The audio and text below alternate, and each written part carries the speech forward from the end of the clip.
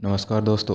आज जो है अपन अपना नेक्स्ट टॉपिक मोल कॉन्सेप्ट वाला अपना जो टॉपिक है वो पढ़ेंगे। इससे पहले जो एक टॉपिक दिया हुआ है एनसीईआरटी में, डाल्टन्स एटॉमिक थ्योरी, डाल्टन का परमाणु सिद्धांत। तो डाल्टन्स एटॉमिक थ्योरी क्या है? डाल्टन ने जो सिद्धांत दिया था उसमें बताया कि जो द्रव्य होता है वो एक छोटे छोटे मतलब बहुत से छोटे छोटे कणों से मिलकर बना होता है, जिनको क्या बोला उसने? अविभाज्य कण बोला। और वो अविभाज्य कण कौन से होते हैं? परमाणु। तो डाल्टन ने बताया कि द्रव्य छोटे छोटे अविभाज्य कणों से मिलकर बना होता है, जिनको क्या कहते हैं? परमाणु कहते हैं।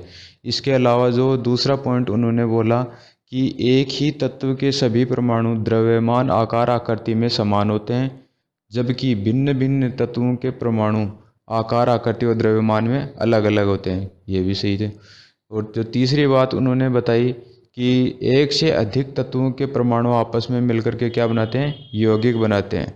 और जो चौथा पॉइंट उन्होंने बताया कि परमाणु जो होते हैं वो रासायनिक अभिक्रिया में भाग लेते हैं। परमाणु सबसे छोटी इकाई है जो रासायनिक अभिक्रिया में या भौतिक परिवर्तन में भाग लेता है, लेकिन इसको नष्ट नहीं किया जा सकता। ये रासायनिक अभिक्रिया में केवल भाग लेता है। केवल परमाणुओं का पुनर्व्यवस्थित होते हैं परमाणु रासायनिक अभिक्रिया में, इसको नष्ट नहीं किया जा सकता।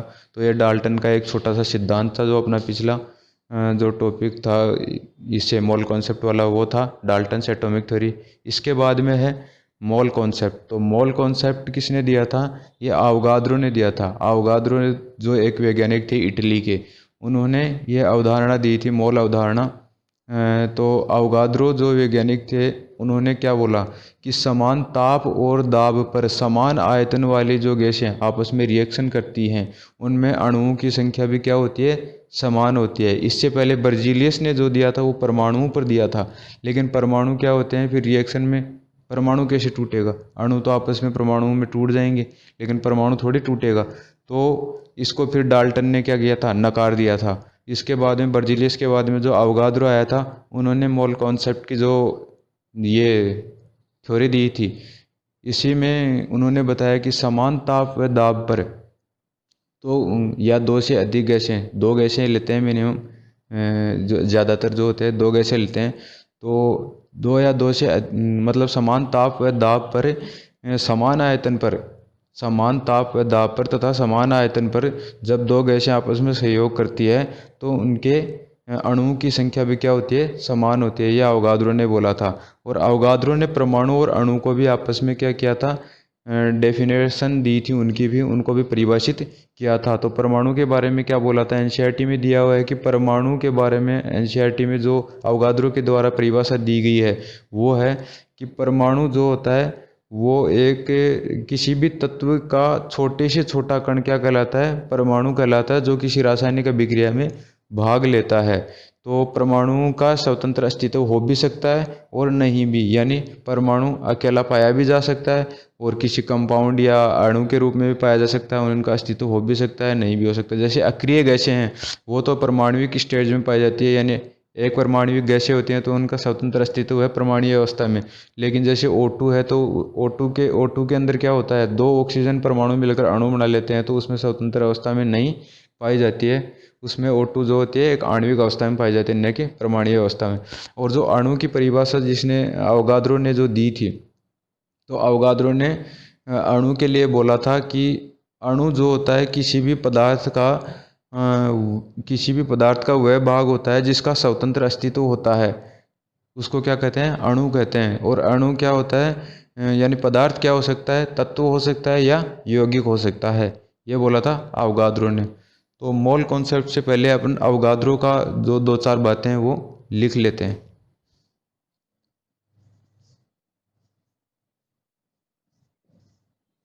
अवगाद्रो।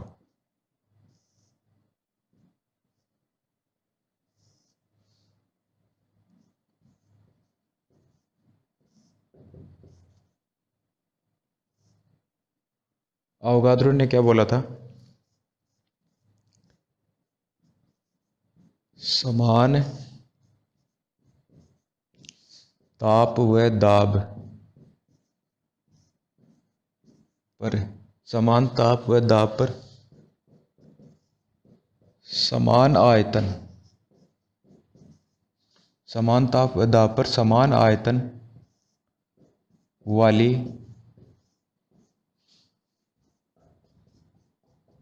गैसों में, समान ताप व दाब पर समान आयतन वाली गैसों में अणुओं की संख्या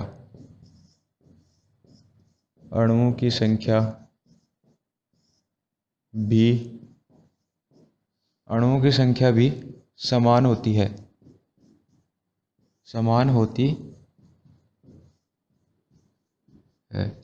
जैसे एग्जाम्पल ले अपन H2 प्लस Cl2, इससे बन रहा है अपना 2HCl। तो एक आयतन इसका है, एक आयतन Cl2 का भी एक आयतन, दो आयतन किसके बन रहे हैं HCl के, दो आयतन बन रहे हैं HCl के। इसके मान लिए N अणु हैं, N अणु, इसके भी N अणु, तो बन रहे हैं 2N अणु। इसका आधा अणु, इसका भी आधा अणु, तो बन रहा है HCl का एक अणु। सही है, आधा अणु हो सकता है क्योंकि आधा अणु का मतलब हो गया एक परमाणु, एक परमाणु H का एक Cl का, दोनों मिलकर क्या बना रहे हैं HCl बना रहे हैं। तो ये किसने दिया था, अवोगाद्रो ने बताया था कि जो परमाणु होते हैं, जो अणु होते हैं, वो परमाणविक अवस्था में जाके यानी टूट करके आपस में बॉन्ड बना करके दूसरा जो बना रहे हैं एक अणु HCl का बनाते हैं। लेकिन जो डाल्टन ने, जो बर्जीलियस ने बताया था, उन्होंने यहाँ पे क्या बताया था कि ये परमाणु और ये भी परमाणु, तो फिर यहाँ पे हाफ परमाणु कैसे बनेगा, हाफ परमाणु थोड़ी टूटता है, तो इसको डाल्टन ने नकार दिया था। अब जो अवोगाद्रो नियम के जो अपने दो चार उपयोग हैं मेन इंपॉर्टेंट, उनको शॉर्ट में लिख लेते हैं, फिर आगे मोल कॉन्सेप्ट वाला टॉपिक पढ़ते हैं।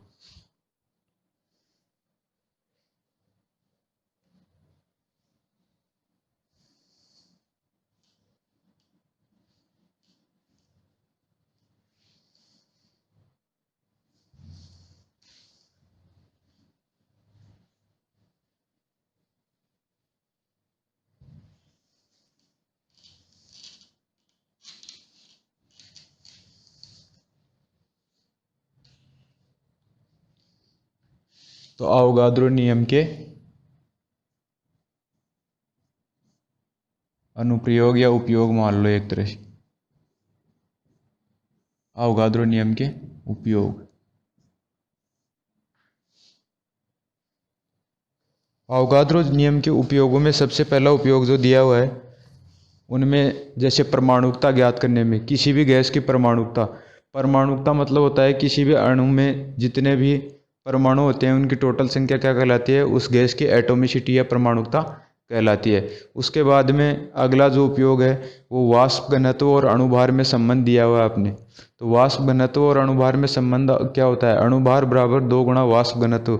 वो कैसे आता है, उसकी डेरिवेशन आपके काम की नहीं है, 12th क्लास में काम में नहीं आएगी, लेकिन फिर भी अगर आप किसी को पूछना हो, उस बारे में समझना हो, तो वो मेरे को कमेंट करके उसकी डिस्क्रिप्शन या उसका जो फुल में मतलब पूरी वीडियो बना दूंगा मैं उसकी, लेकिन यहाँ 12th क्लास में वो आपके काम की नहीं है। तो उसके बाद में जो अपना संबंध दिया हुआ है वो अणुभार और आयतन में संबंध दिया हुआ है। तो वो गैस के लिए कितना होता है, तो 1 जो मोल होता है या 1 मोल जो होता है वो 22.4 लीटर के बराबर होता है, जिसको एम या GMV कहते हैं, ग्राम मोलिकुलर वॉल्यूम। ये 3 उपयोग हैं मेन। इसके बाद में अपना मोल कॉन्सेप्ट आता है। तो पहले इन तीनों उपयोगों को शॉर्ट में लिखते हैं, इसके बाद में जो मोल कॉन्सेप्ट है वो पढ़ते हैं। तो पहला उपयोग हो गया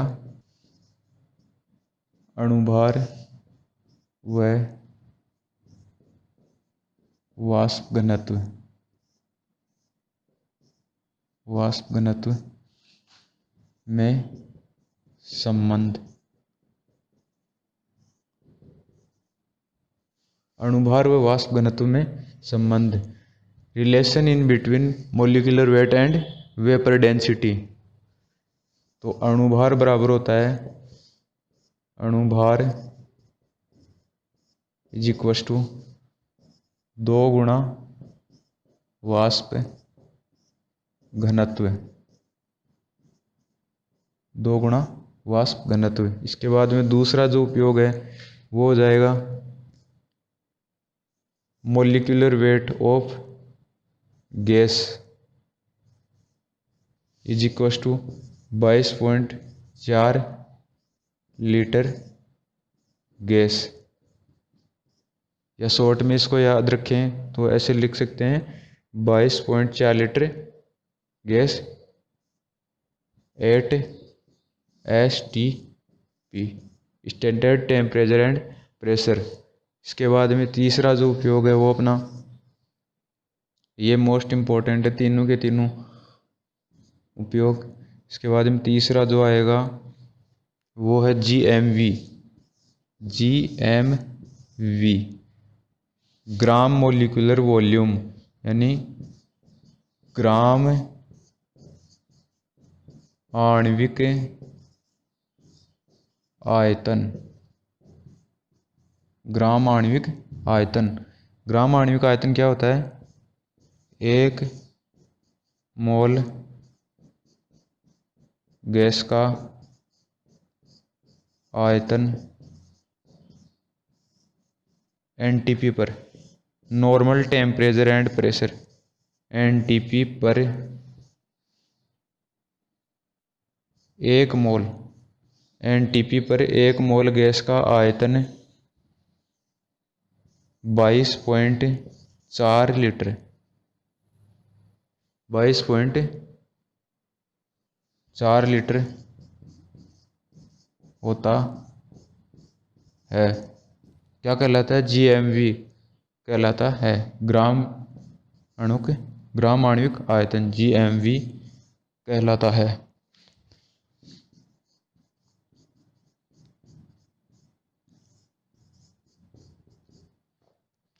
GMV ग्राम आणविक आयतन क्या होता है? NTP पर 1 मोल गैस का आयतन 22.4 लीटर होता है। कितना होता है NTP पर? 22.4 लीटर, जिसे क्या कहते हैं? GMV या ग्राम मोलिकुलर वॉल्यूम, ग्राम आणविक आयतन कहलाता है। तो ग्राम आणविक आयतन हो गया। ये अवोगाद्रो नियम के 3 उपयोग थे। इनसे संबंधित क्वेश्चन भी अपने आ सकते हैं। जैसे एक क्वेश्चन लिख के अपन देख लेते हैं अभी।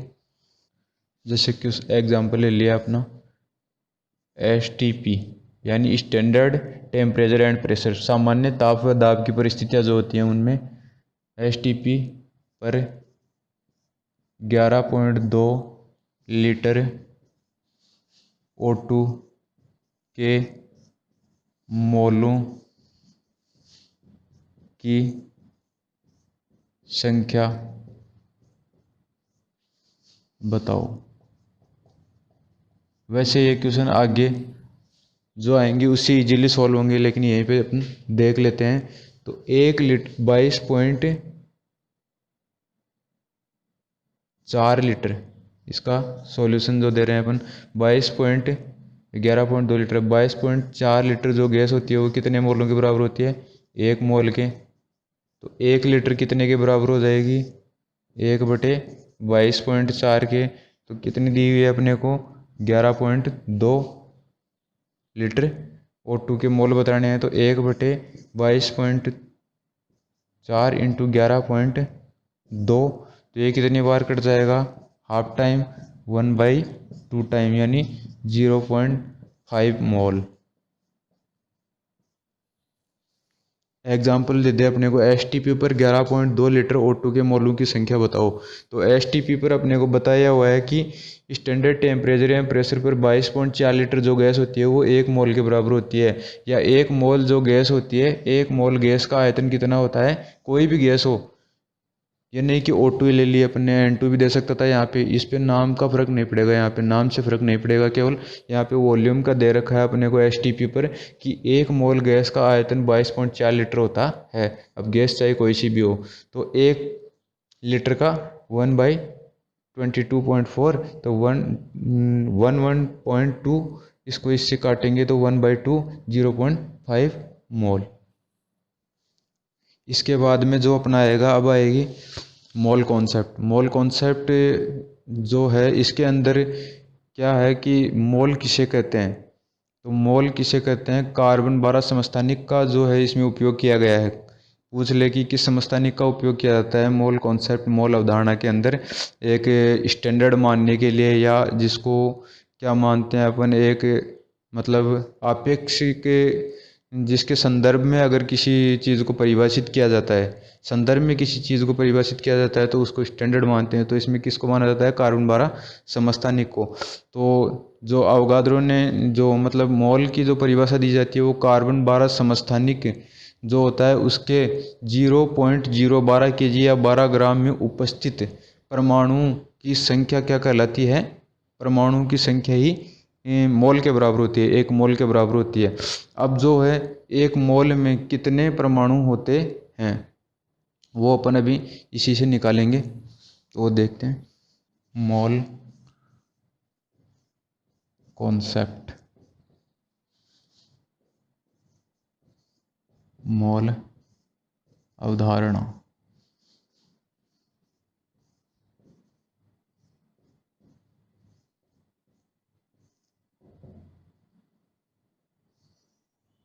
मोल अवधारणा, तो मोल कॉन्सेप्ट के अंदर क्या है, पहले इसकी परिभाषा लिखते हैं जो अपन ने भी बोली थी।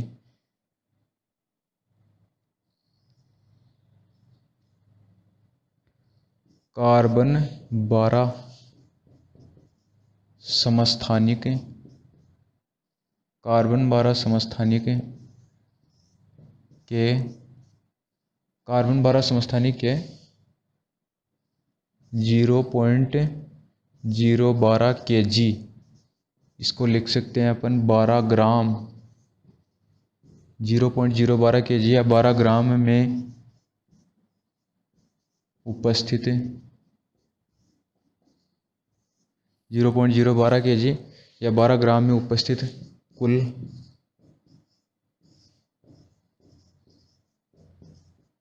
परमाणुओं की संख्या, परमाणुओं की संख्या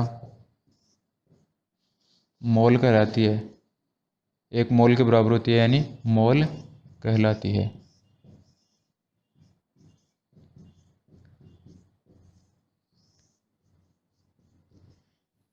अब अपन एक मोल की जो संख्या होती है वो कैसे निकालेंगे, इसी परिभाषा से निकालेंगे। कैसे निकालेंगे कि कार्बन 12 समस्थानिक के 0.012 kg या 12 ग्राम में उपस्थित कुल परमाणुओं की संख्या क्या कहलाती है, मोल कहलाती है।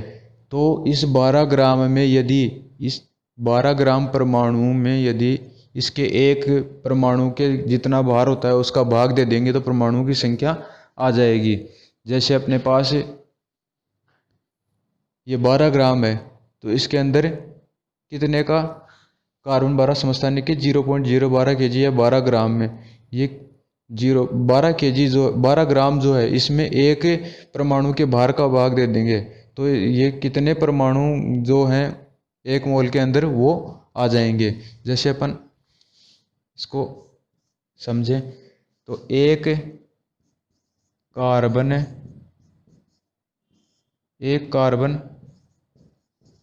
परमाणु का भार, एक कार्बन परमाणु का भार कितना होता है, 1.992, यहीं तक याद रख लो, 2648 होता है शायद, 2648 इंटू 10⁻³ 23 ग्राम, ये होता है। यहाँ पे पॉइंट है, एक कार्बन परमाणु का भार इतना ग्राम होता है। तो इस 12 ग्राम में इस एक परमाणु के ग्राम का भाग देंगे तो परमाणुओं की संख्या आ जाएगी किसमें, एक मोल के अंदर। तो 12 ग्राम में 1.992 इंटू 10⁻⁻23 इसका भाग देंगे, इसका भाग देंगे तो ये तो लगभग 2 है, लगभग 2 है तो ये इससे 6 पॉइंट कुछ बार कटेगा और ये 23 प्लस में चला जाएगा, तो ये कितना आ जाएगा 6.02213 6.02213 इंटू 10⁻³ परमाणु। क्या आए हैं? परमाणु। किसके? कार्बन के। किसमें? 1 मोल में। तो किसके क्या लिखेंगे? प्रति मोल। क्या लिखेंगे? प्रति मोल। यानी कार्बन के 12 ग्राम में उपस्थित कुल परमाणुओं की संख्या कितनी है? 6.02213 इंटू 10⁻³ परमाणु प्रति मोल। ये किसके बराबर हो गई? 1 मोल के बराबर। 1 मोल में परमाणुओं की संख्या आ गई।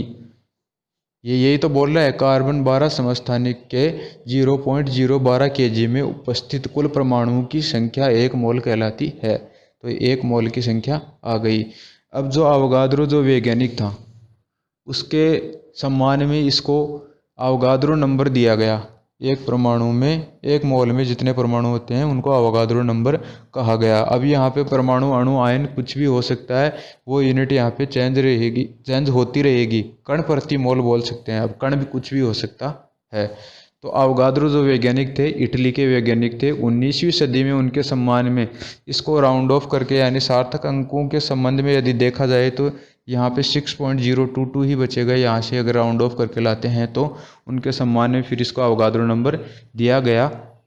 तो इसको कैसे लिखेंगे? अवोगाद्रो नियतांक Na अवोगाद्रो नंबर। एस छोटा आता है यहाँ पे, एन बड़ा आता है। इससे लिखेंगे तो ये कितना आ जाएगा? 6.022 इंटू 10⁻23 कण प्रति मोल। कण प्रति मोल। अब जो कण है यहाँ पे वो कुछ भी हो सकता है। कण क्या क्या हो सकता है? कण जो हो सकता है वो परमाणु, अणु और आयन, कुछ भी हो सकता है। तीनों में से कोई सी भी चीज़ हो सकती है कण।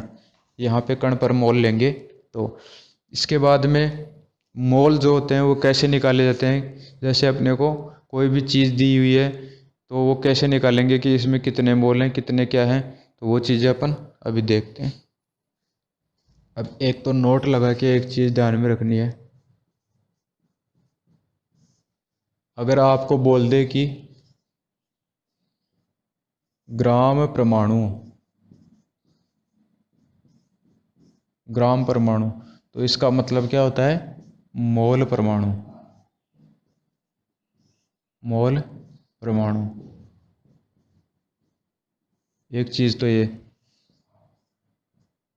दूसरी चीज़ ये, ग्राम अणु अगर बोल दे, ग्राम अणु, तो मतलब मोल अणु।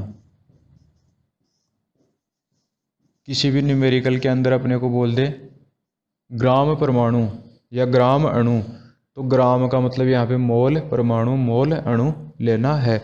जैसे 1 ग्राम परमाणु मतलब 1 मोल परमाणु, 1 ग्राम अणु मतलब 1 मोल अणु। ये चीज़ ध्यान में रखनी है। इसके बाद में मोल निकालते हैं कैसे? ये चीज़ लिखने के बाद में अगर दूसरी चीज़ अपन देखें तो मोल कैसे निकालेंगे वो देखते हैं।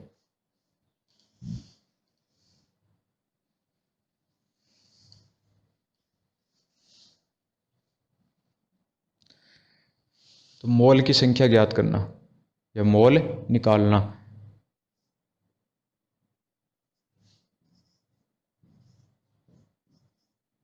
मोल की संख्या ज्ञात या मोल ज्ञात करना, सीधा ही लिख लेते हैं अपन। मोल ज्ञात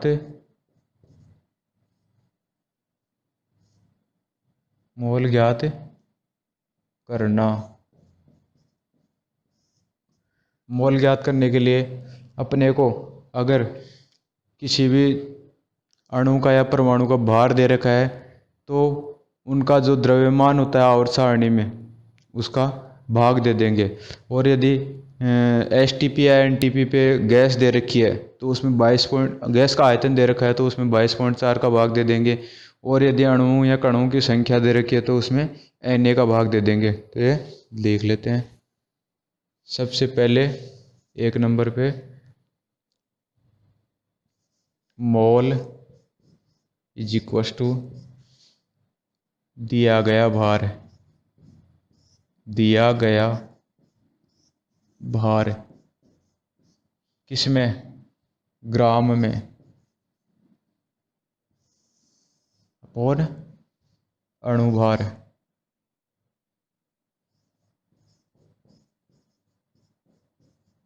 अणुभार। अभी यहाँ पे परमाणु होगा तो क्या हो जाएगा, परमाणु के लिए हो जाएगा दिया गया भार ग्राम में किसका, ये हो जाएगा अणु का मान लो।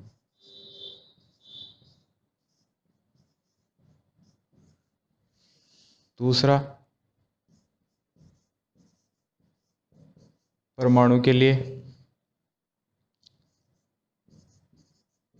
परमाणु का दिया गया भार, दिया गया भार किसमें, ग्राम में, अपॉन परमाणु भार, परमाणु भार अपॉन परमाणु भार।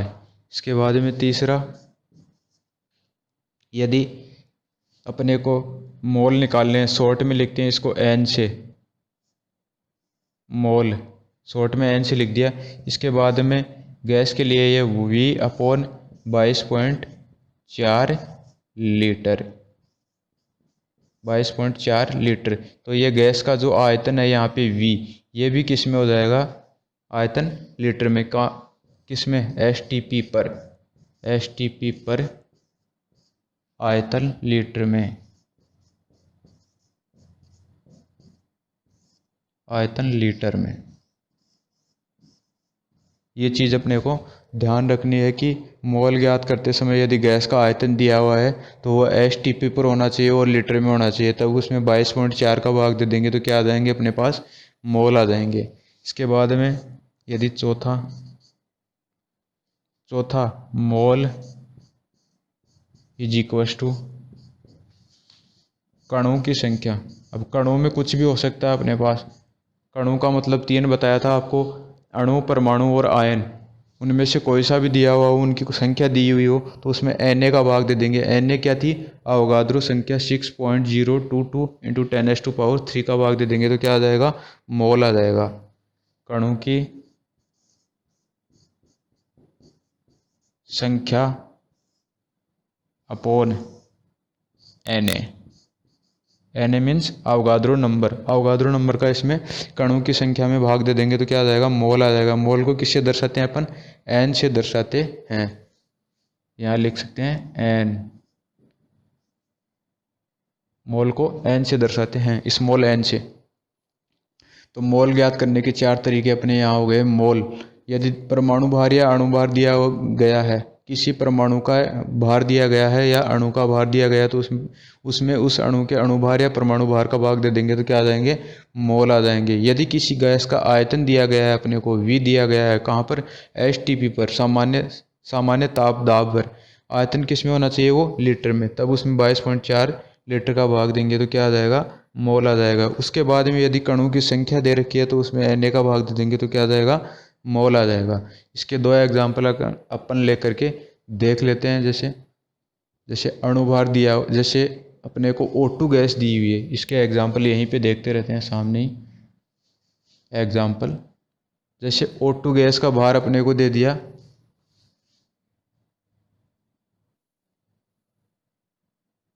80 ग्राम O2, 80 ग्राम O2 में मोल, 80 ग्राम O2 में मोल। तो कैसे ज्ञात करेंगे, 80 ग्राम जो अपने को दिया गया है वो क्या है, पहला एग्जाम्पल है ये, पहला एग्जाम्पल अपन ले रहे हैं कि 80 ग्राम O2 में मोल ज्ञात करने हैं। तो दिया गया भार कितना है अपने को, 80,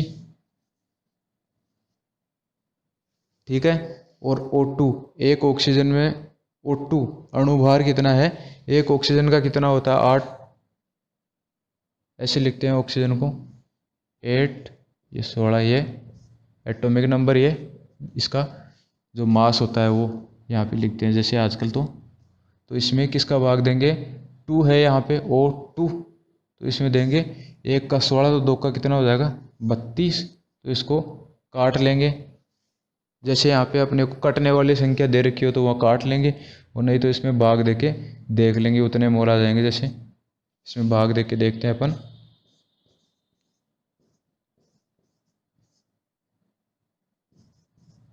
तो ये हो जाएगा 6, 2 पॉइंट, यहाँ पे आ जाएगा ये 2.8 के लगभग आ जाएगा, 2.8 मोल के लगभग आ जाएगा। इसके बाद में अगर जैसे अपने को दूसरा एग्जाम्पल है जो परमाणु वाला दिया हुआ है, जैसे इसमें जैसे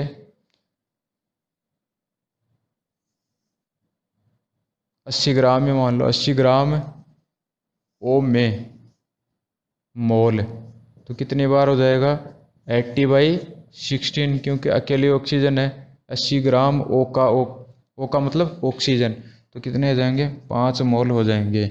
इसके बाद में यदि V 22.4 लीटर, अब जैसे आयतन अपने को STP पर किसी गैस का, जो पीछे वाला एग्जाम्पल अपन ने देखा था कि 11.2 लीटर O2 में STP पर मोलों की संख्या ज्ञात करो, तो 11.2 ऊपर आ जाएगा यहाँ पे वॉल्यूम, और 22.4 यहाँ पे, तो हाफ मोल आ जाएगा, 1/2 बार कट जाएगा ये, तो 0.5 मोल आ जाएंगे। कहाँ पे, जो पिछला एग्जाम्पल अपन ने देखा था ऑक्सीजन वाला। उसके बाद में कणों की संख्या अगर अपने को दे रखी है, जैसे अपने को कणों की संख्या दे रखी है 6 या 18044 इंटू 10⁻46, ये कणों की संख्या दे रखी है। इसमें अपने को जैसे किसी भी चीज़ की या कणों की आयन की संख्या दे रखी है, तो इसमें Na का भाग दे देंगे। Na कितना होता है 6.022 इंटू 10⁻23, ठीक है। तो ये कितनी बार कट जाएगा 2 बार, और ये कितनी बार 23 बार, तो मोल कितने आ जाएंगे 2 इंटू 10⁻23 मोल। जैसे कणों की संख्या दे रखी है भाई, इतने कण हैं, तो उसमें मोल ज्ञात करो, इतने कणों के मोल ज्ञात करो, तो उसमें Na का भाग दे देंगे, तो उसके मोल आ जाएंगे। ये था मोल कॉन्सेप्ट, और उनके जो मोल ज्ञात करने के थे तरीके 4 ये। इसके बाद में जो परमाणु द्रव्यमान, ग्राम परमाणु द्रव्यमान, आणविक द्रव्यमान और ग्राम आणविक द्रव्यमान, और एक्चुअल मास यानी वास्तविक जो द्रव्यमान होता है वो क्या होते हैं, वो भी अपन अभी देख लेते हैं उन चारों चीज़ों को। तो ग्राम परमाणु द्रव्यमान या परमाणु द्रव्यमान सबसे पहले देख लेते हैं। सबसे पहला पॉइंट है परमाणुवीय द्रव्यमान या परमाणविक द्रव्यमान।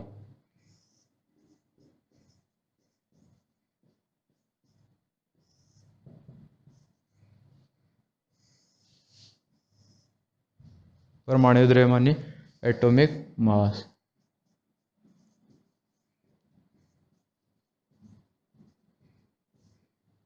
एटॉमिक मास यानी किसी भी परमाणु का कितना द्रव्यमान होता है, तो उसको क्या कहते हैं परमाणु द्रव्यमान। ये अपनी आवर्त सारणी में सारे दिए हुए हैं, लेकिन इसकी परिभाषा क्या होती है वो आपके काम में तो नहीं आएगी। लेकिन कार्बन, कोई भी परमाणु कार्बन 12 समस्थानिक के 1/12वें भाग से कितने गुना भारी है, वो उसका क्या हो जाएगा परमाणु द्रव्यमान। तो परिभाषा अपन नहीं लिखेंगे क्योंकि वो कभी काम में नहीं आएगी, लेकिन फिर भी आपको ध्यान में रखनी है। तो एक बार ध्यान से सुन लो कि किसी भी परमाणु, कोई भी परमाणु है वो कार्बन 12 समस्थानिक के 1/12वें भाग से कितने गुना भारी है। कोई भी परमाणु कार्बन 12 समस्थानिक के 1/12वें भाग से कितने गुना भारी है, वो क्या हो जाएगा उसका परमाणुवीय द्रव्यमान। जैसे परमाणु द्रव्यमान, और परमाणुवीय द्रव्यमान को AMU में लिखा जाता है। किसमें, AMU में। तो एटॉमिक मास यूनिट में उसको लिखा जाता है। तो एक एटॉमिक मास यूनिट क्या किसके बराबर होती है ग्राम में, वो अपन याद डायरेक्ट रखेंगे 1 AMU, क्योंकि वो जो निकाली जाती है AMU यूनिट वो कार्बन 12 से निकाली जाती है। उसके 1.9 जो 999 एक परमाणु का जो भार था वो 1/12 के कितने गुना 1/12 से कितने गुना भारी है, उसी हिसाब से एक परमाणु को लेके। लेकिन AMU को अपन सीधे याद रखेंगे कि एक AMU 1.67 इंटू 10⁻⁻⁴ ग्राम ये होता है। एक AMU इसके बराबर होता है। अब परमाणु द्रव्यमान जैसे एग्जाम्पल ले लिया अपन ने, जैसे हाइड्रोजन का हो जाएगा 1.008 U, ये किसका हो जाएगा, हाइड्रोजन का। ऑक्सीजन का देखें तो 15.9998 ऐसे कुछ होता है, लेकिन इसको ले लेते हैं अपन किसमें, ये U का मतलब होता है, ये U जो होती है ये AMU ही होती है। इसको शॉर्ट में आजकल U लिखते हैं। आजकल जो AMU होती है एटॉमिक मास यूनिट, जो परमाणु द्रव्यमान की इकाई होती है AMU, उसको आजकल U लिखते हैं शॉर्ट में। AMU को क्या लिखते हैं, U। AMU is equal to U का मतलब क्या हो जाएगा यहाँ पे, यूनिफाइड मास, एकीकृत द्रव्यमान। AMU जो हो जाएगी वो U लिखी जाती है आजकल, AMU की जगह U, यूनिफाइड मास, एटॉमिक जो वेट होता है उसका परमाणु द्रव्यमान, उसको लिखा जाता है U। ठीक है, तो H इज इक्वल टू जैसे 1.008 U, और ये क्या हो जाएगा 15.998 U। अब जो होती है इसको लगभग 1 U लिखते हैं और इसको लगभग 16 U लिखते हैं। अब इस U या AMU इसको U लिख लो।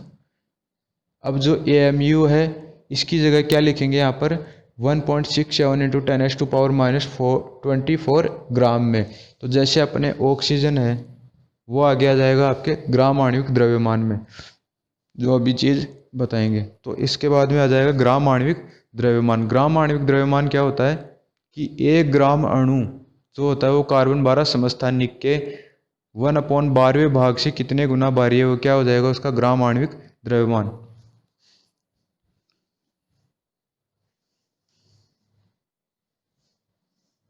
अब जैसे ग्राम आणविक द्रव्यमान लिख लेते हैं यहाँ पे।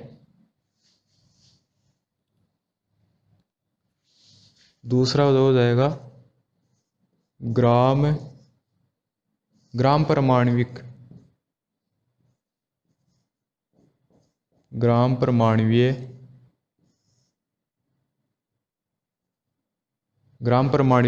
द्रव्यमान।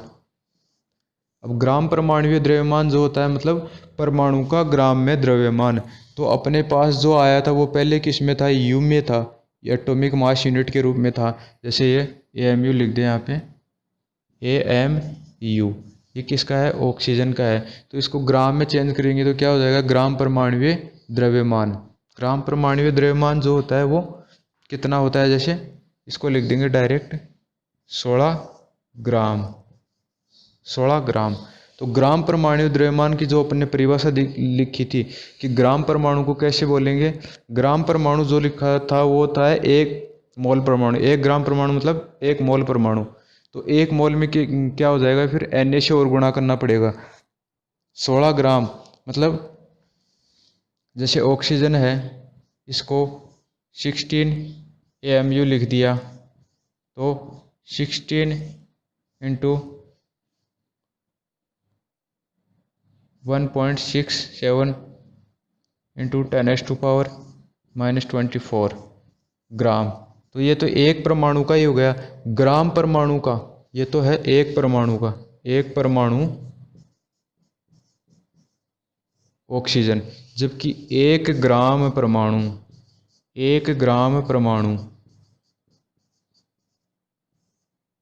ऑक्सीजन। 1 ग्राम परमाणु ऑक्सीजन मतलब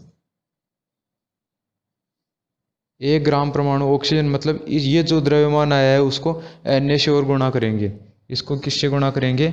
Na से गुणा करेंगे तो क्या हो जाएगा? 16 इंटू 1.67 इंटू 10⁻⁻24 इंटू 6.022 इंटू 10⁻23 ग्राम।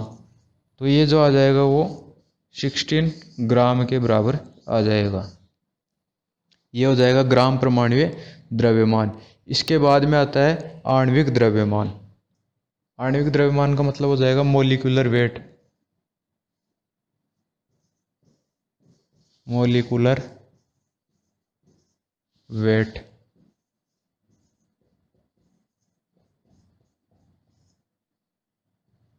आणविक द्रव्यमान मतलब होता है किसी भी अणु का द्रव्यमान। तो वही परिभाषा हो जाएगी कार्बन 12 के 1/12 विभाग से कितना गुना भारी है कौन? वो परमाणु, वो अणु। तो इसको परिभाषा को लिखने की ज़रूरत नहीं है आपको, शॉर्ट में आप समझो डायरेक्ट। एग्जाम्पल ले लिया, जैसे अपन ने O2 अणु है, ऑक्सीजन अणु है, उसमें ऑक्सीजन परमाणु लिया था, इसमें O2 अणु लेते हैं तो इसका कितना हो जाएगा? 32 AMU। आणविक द्रव्यमान 32 AMU। O3 हो जाएगा, जैसे ओजोन अणु है उसका हो जाएगा 48 AMU। 48 AMU। ऑक्सीजन अणु है उसका 32 AMU और ओजोन अणु का 48 AMU। जैसे HCl अणु ले लिया, HCl का एक अणु है तो उसका कितना हो जाएगा? H का होता है 1 + 35.5 तो कितना हो जाएगा? 36.5 AMU। ये आ गया आपके आवर्त सारणी में आ जाएंगे तो वो सारी चीज़ें आपको याद करनी पड़ेंगी या पीछे आपने याद कर रखे होंगे। तो ये 36.5 AMU ये क्या हो जाएगा? आणविक द्रव्यमान। अब जैसे अपना चौथा पॉइंट है ग्राम आणविक द्रव्यमान।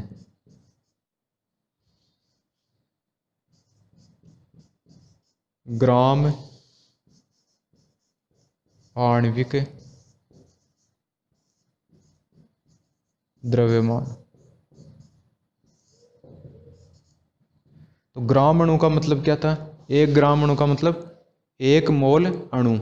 1 मोल अणु का मतलब उसको जो ग्राम में लेके आएंगे 1.67 इंटू 10⁻⁻, यानी 1 AMU को ग्राम में चेंज करते हैं तो 1.67 इंटू 10⁻⁻24 से गुणा करेंगे। अभी अपन ने लिखा था वो ग्राम में चेंज हो जाएगा। फिर 1 मोल अणु यानी 1 ग्राम परमाणु, तो उसको Na से और गुणा कर देंगे तो वो किस में आ जाएगा? ग्राम में। वो हाँ, ग्राम में आ जाएगा, ग्राम पर आणविक द्रव्यमान। जैसे अपन ने O2 का ही ले लिया, जैसे O2 तो O2 का हो जाएगा 32 AMU। O2 का क्या ज्ञात कर रहे हैं अपन? ग्राम आणविक द्रव्यमान। तो AMU की जगह क्या लिखेंगे अपन? AMU की जगह लिख देंगे अपन 32 इंटू 1.67 32 इंटू 1.67 इंटू 10⁻⁻24। ये तो किस में आ जाएगा? ग्राम में। तो ये तो किसका आ गया? 1 अणु का आया है, लेकिन ग्राम आणविक द्रव्यमान मतलब 1 मोल का। और 1 मोल का ज्ञात करने के लिए अपन किसको, जो ग्राम आणविक द्रव्यमान है उसको, जो ग्राम में द्रव्यमान आया है उसको किससे गुणा करेंगे? Na से गुणा कर देंगे। तो इसको Na से गुणा कर देंगे, ठीक है। तो ये किस में आ जाएगा? ग्राम में आ जाएगा। Na की जगह अपन लिख लेते हैं उसकी वैल्यू 6.022 इंटू 10⁻⁻23। तो ये आ जाएगा 32 ग्राम, क्योंकि ये -24 है ये और ये 23 है, तो ये दोनों तो वैसे ही कट जाएंगे। इनमें से 10⁻⁻1 बचेगा तो पॉइंट यहाँ पे आ जाएगा। इसको गुणा करेंगे तो ये लगभग 1 के आ जाएगा। तो यहाँ क्या हो जाएगा? 32 ग्राम। तो ग्राम आणविक द्रव्यमान अपन ने समझ लिया। ग्राम आणविक द्रव्यमान का मतलब क्या हो गया? ग्राम आणविक द्रव्यमान जो होता है 1 मोल अणु का द्रव्यमान। तो 1 मोल अणु, 1 मोल में कितनी संख्या होती है? 6.022 इंटू 10⁻23 अणु। तो कितने अणु का ज्ञात कर रहे हैं अपन द्रव्यमान? 6.022 इंटू 10⁻23 अणु। तो 1 अणु का द्रव्यमान कितना हो गया? 32 AMU। 32 AMU की जगह अपन लिख लिया 1.67 × 10⁻24। और इसमें अगर ग्राम अणु यानी 1 मोल अणु, तो 1 मोल का नाम आते ही क्या आ जाएगा 6.022 × 10⁻23। तो ये आ जाएगा 32 ग्राम। ग्राम आणविक द्रव्यमान मतलब 1 मोल अणु का द्रव्यमान, 1 मोल अणु का द्रव्यमान। अब 1 मोल जो वो कितने के बराबर होता है 6.022 × 10⁻23। 1 मोल अणु का द्रव्यमान, तो 1 मोल इसके बराबर हो गया। अब अणु का द्रव्यमान क्या हो गया, अणु का हो गया 32 AMU। अब AMU को किस में चेंज कर लेंगे अपन, ग्राम में, तो 1.67 × 10⁻24। इन सारों को गुणा करेंगे तो क्या आ जाएगा 32 ग्राम। ये अपने आप में आणविक द्रव्यमान हो गया। ठीक है दोस्तों, ये था आपके एक एक्चुअल मास या वास्तविक द्रव्यमान और है। तो वास्तविक द्रव्यमान का मतलब होता है ग्राम में द्रव्यमान। किसी भी अणु परमाणु का क्या होता है, ग्राम में द्रव्यमान क्या होता है, उसका वास्तविक द्रव्यमान होता है। जबकि AMU जो होता है, एटॉमिक मास यूनिट के अंदर जो अपन द्रव्यमान लेते हैं, वो क्या है, एक आपेक्षिक द्रव्यमान है। आपेक्षिक मतलब स्टैंडर्ड मानते हैं अपन किसी भी चीज़ को, और उस पैमाने के आधार पर किसी चीज़ की वैल्यू नापते हैं। मतलब जैसे AMU जो है वो किसका स्टैंडर्ड है, कार्बन 12 समस्थानिक के आधार पर अपन AMU में किसी भी अणु परमाणु को, मतलब उसके अणु परमाणु की द्रव्यमान मापते हैं AMU में किसके आधार पर, कार्बन 12 समस्थानिक को आधार मानकर। तो एक्चुअल मास मतलब ग्राम में मास वो इतना इम्पोर्टेंट है नहीं। बाकी ये सारी चीज़ें, कोई भी चीज़ समझ में नहीं है तो आप कमेंट करके ज़रूर पूछना। थैंक यू दोस्तों।